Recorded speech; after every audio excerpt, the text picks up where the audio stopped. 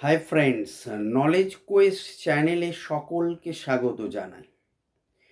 একটা ইনফরমেশন দিচ্ছি, ছোট বার্তা, সায়েন্টিফিক এবং যারা জ্যোতিষ চর্চার সঙ্গে যুক্ত বা বিশ্বাস করেন তাদের উদ্দেশ্য ভেরি ভেরি ইনফরমেটিভ।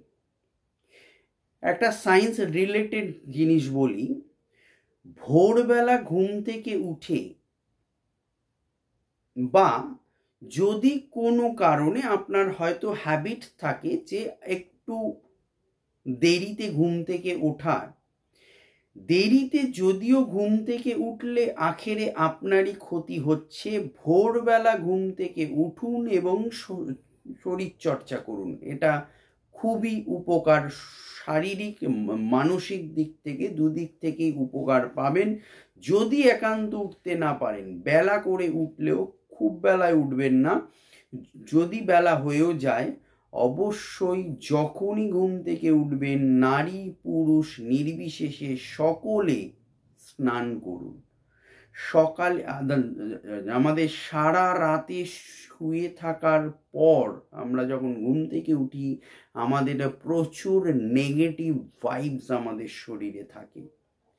সায়েন্স কিন্তু negative energy positive energy believe করে। সো নেগেটিভ এনার্জি আমাদের মধ্যে প্রচুর পরিমাণে প্রবেশ করে সারা রাতে।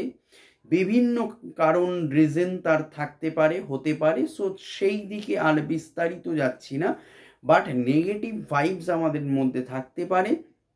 সো আমি একটা এক্সাম্পল যদি দিই, না দিলে আপনাদের বুঝতেও অসুবিধা হতে পারে। ধরুন একটা সাপোজ আপনি স্বপ্ন দেখছেন রাত্রিবেলা, হতেই পারে সকাল, মানে বাচ্চা, শিশু হতে পারে, বয়স্ক হতে পারেন, মাঝবয়সী হতে পারেন, নারী পুরুষ। এমন একটি স্বপ্ন দেখছেন যেটা এক্সাইটমেন্টে হয়তো আপনার কোনোভাবে ইউরিন ড্রপ হয়ে গেল, হতেই পারে।